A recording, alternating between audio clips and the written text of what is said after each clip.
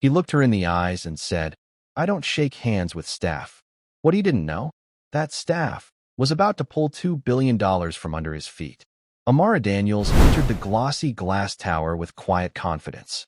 She didn't wear diamonds or designer brands, just a clean gray suit, low heels, and a gold pin on her lapel that only the sharpest eyes would recognize. She walked into the executive conference room, where billionaire Charles Grant was preparing to pitch for a $2 billion investment. Amara wasn't his assistant, and she wasn't there to take notes. She was the lead investment officer of one of the most powerful funding groups in the country, a quiet giant behind dozens of tech empires. As she extended her hand to greet Charles, he looked her up and down with a half-smile and said, "I don't shake hands with staff." Then he turned and greeted the white junior associate standing behind her. A few people in the room froze. Some looked down awkwardly, but Amara didn't flinch. She slowly withdrew her hand, nodded politely, and took her seat without a word. Inside, she wasn't angry. She was steady. She had seen this before. She knew how men like Charles measured power by appearance, by assumption, by skin. What he didn't realize was that he had just dismissed the very person who held the key to his deal. She watched him talk, watched him brag about projections and global reach, but none of it mattered now. This wasn't just about numbers. It was about how he treated people when he thought no one important was watching. Amara took out her tablet, opened the deal folder, and began her review, with one difference. She already knew the answer. Charles had shaken hands with everyone in the room, except the one person who could make his empire grow or disappear. Amara sat through the presentation with a composed expression, her face unreadable. Charles was in full performance mode, clicking through slides filled with bold numbers, colorful charts, and buzzwords that echoed across the boardroom. He spoke about market dominance, IPO timelines, international partnerships. His voice was loud. His ego was louder. But Amara wasn't impressed. She'd heard it all before. What she looked for in founders wasn't just data, it was depth, integrity, leadership, and all she saw in Charles was someone who couldn't see past a woman's skin or a name on a badge. She noticed how he ignored her every time she asked a question, how he directed answers to the men in the room, even when she was the one who had asked. Still, she stayed quiet, writing notes, observing not just what he said, but how he carried himself. She watched how he interrupted others, dismissed concerns, and bragged instead of listening. By the time the presentation ended, her notes weren't about revenue or product, they were about risk. Leadership risk, brand risk, human risk. When the room finally fell silent, Charles leaned back in his chair, smiling proudly, as if the deal was already done. But Amara simply closed her tablet and stood up. "Thank you for your time," she said calmly. Charles barely nodded, already turning to shake hands with someone else. And just like that, the meeting was over. No one in that room realized what had just happened. But Amara had made her decision, not out of emotion, but out of experience. She didn't need to raise her voice or prove her worth. She had seen enough. And in her world, quiet decisions often carried the loudest consequences. Back at her office, Amara walked into the boardroom where a few senior partners from the fund were waiting. She didn't bring slides or a presentation. She didn't need to. These people trusted her judgment. They always had. She sat down, folded her hands, and spoke clearly. "I've reviewed the pitch. The numbers are solid, but I'm recommending we walk away. It's not the business. It's the leadership." The room went quiet. No one questioned her.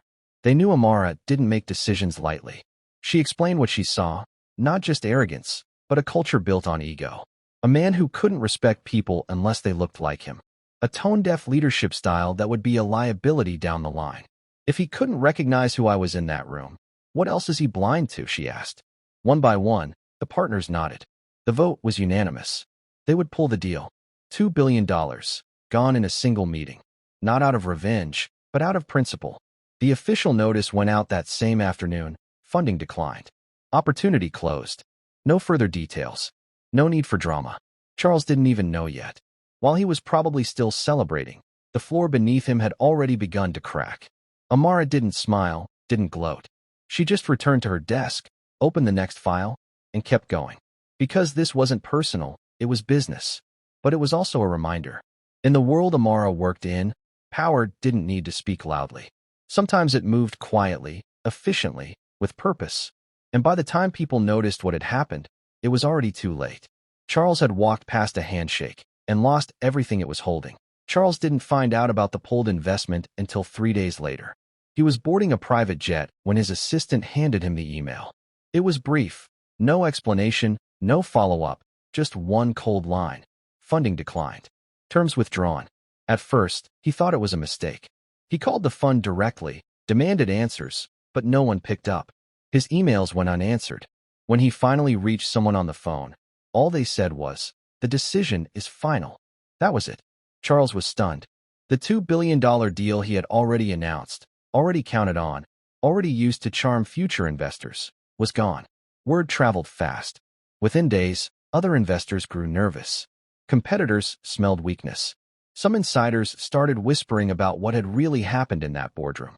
People began connecting the dots about the woman he had ignored, the one he assumed was Staff. Rumors spread that she had made the call, and suddenly, everyone remembered her name, Amara Daniels.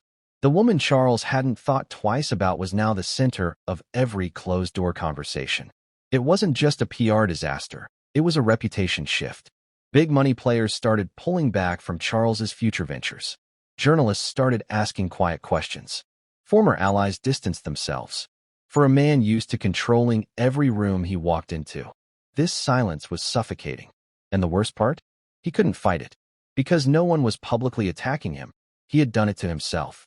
Disrespect doesn't always explode. Sometimes it just echoes. And now, everywhere he turned, Charles could feel it. That moment he dismissed someone who held the keys. He thought she was just Staff. But that moment at the handshake? That was the exact second his empire began to crack. Weeks later, Amara Daniels stepped onto the main stage at a global tech leadership summit. Cameras flashed, industry giants sat in the front row, and thousands of eyes turned to her. She wore the same calm expression she had during that infamous meeting. No bitterness, no ego, just presence. She spoke about leadership, investment ethics, and the power of values over valuation. No names were mentioned, but everyone in the room knew what had happened. In this industry, she said, people love to talk about disruption. But real disruption begins with how we treat each other, especially when we think no one is watching. The room was still. Every word landed like a pin drop. In the back, Charles sat silently, invited by the summit before the fallout. He didn't clap. Couldn't. He just watched the woman he once ignored command the stage he used to own. Amara didn't look at him. She didn't need to. Her voice carried further than any handshake ever could. After the event, a group of young women, some in suits, some in hijabs, gathered around her. They didn't ask for autographs. They just said thank you. Because they saw in her what so many had been waiting to see for years. A woman who didn't just make space. She protected it. Amara later declined 3 TV interviews and went straight back to work. She didn't want fame. She wanted change. And quietly, she started building a new fund, one that would back leaders others might overlook. People of color, women, immigrants, dreamers. She knew the world wouldn't change overnight, but it had already begun. Because of one moment, one room, and one decision. When he refused to shake her hand, he thought she was beneath him. But Amara wasn't reaching for his approval. She was offering him a chance. One he never got back. The next morning, the branch opened its doors under new leadership. A fresh-faced interim manager greeted customers warmly, and the staff that remained carried themselves with a mix of relief and renewed purpose. The toxic energy that had once lingered in the air was gone, replaced by a quiet hum of productivity. Angela arrived shortly after opening, this time not as a customer, but as the official regional director overseeing multiple branches.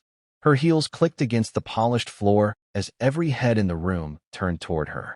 The few who had disrespected her days earlier were no longer there, replaced by professionals who valued every person who walked through the door.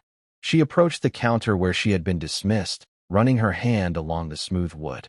The young teller behind the glass smiled nervously, unaware of the history in this spot. "Good morning, Miss Carter. How can I help you today?" Angela returned the smile. "Just here to make sure everything is running as it should," she said, her tone warm but firm.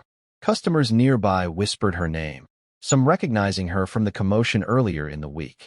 Before leaving, she addressed the staff, her voice carrying a message that was both a warning and an inspiration. Never underestimate the person standing in front of you. Kindness costs nothing, but arrogance can cost everything.